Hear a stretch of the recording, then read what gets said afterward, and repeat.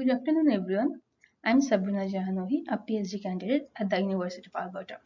Today, I'll be presenting my work on host community locations for wildfire evacuees. According to Canada's climate change report, we are experiencing increased wildfire seasons as well as extreme wildfire in recent years. The 2016 Fort McMurray wildfire, the 2019 Austrian bushfire, and the California wildfire are the evidence of that. Evacuation gets particularly challenging when the network is sparse and the communities are located in far more most corners of the region, like in Alberta. And the evidence from the 2016 Fort McMurray wildfire suggests that there is a need for a better understanding on the road network characteristics and the a, a plan for the evacuation, like where people should go and which route they should follow in order to achieve a more efficient evacuation during this wildfire. So therefore, the objective of today's presentation is to identify potential host communities for wildfire evacuees. Today we'll be mostly focusing on development of facility location model and more precisely a multi-objective facility location models, which would be helpful when the policymaker want to assess or decide depending on different goals and assess the trade-off of one objective over other. And therefore, we wanted to understand how these policies and the network characteristics can influence the facility location, identification, and the route choice or the destination choice of the evacuees during wildfire evacuation. Previously, we have developed a single objective facility location model using the existing models in the literature, which are widely used and quite popular, like the coverage model, the minisum model, or p-median model. We use those models, but those models has a limitation as they didn't consider the wildfire aspect of the evacuation. And therefore wanted to improve those models to capture the interactions among the road network, wildfire, and those communities. Recently, like a few weeks back, we actually got the data, updated data from Dr. Beverly on the wildfire exposure. We already had the road network data as well as the community data from different sources. So we have built our study area and the network to apply the models on.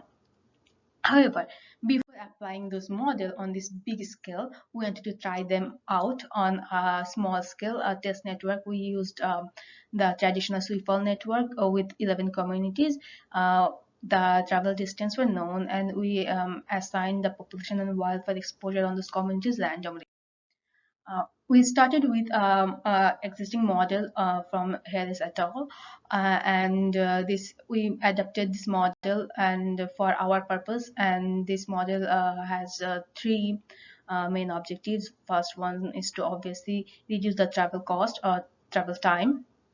Number two, we don't want many people left behind, or we don't want many people to travel beyond a certain distance or time to reach to the community. So we want to reduce the number of people who travel beyond a certain distance or time to get to a community.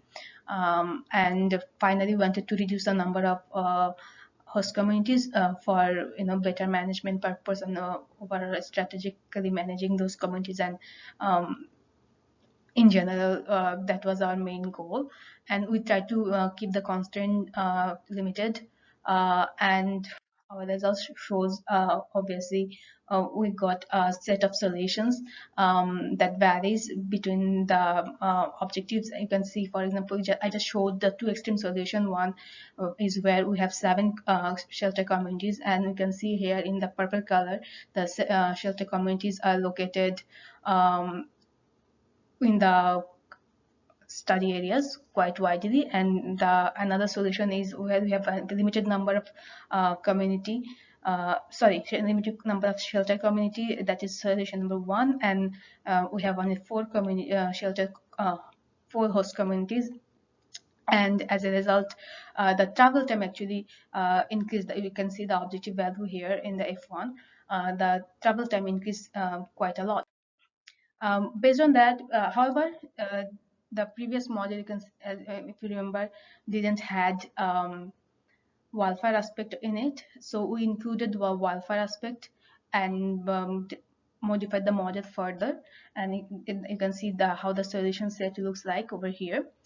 Uh, we also have we have further developed the model to consider the capacity constraint aspect of the model, because the host community can only uh, you know accommodate a certain number of people. So we also try to accommodate that in our final model. And now, since we have a final model here, which is model 3, uh, in our future work, we would like to apply this model on Alberta's road network and investigate how what that result tells us. And finally, our aim is to detect the critical loads that actually transport the evacuees to the host community, so that we can actually investigate or maintain or invest more on those road segments to better facilitate the evacuations. These are the reference, and thank you all. I'm happy to answer the question during the seminar symposium. Thanks.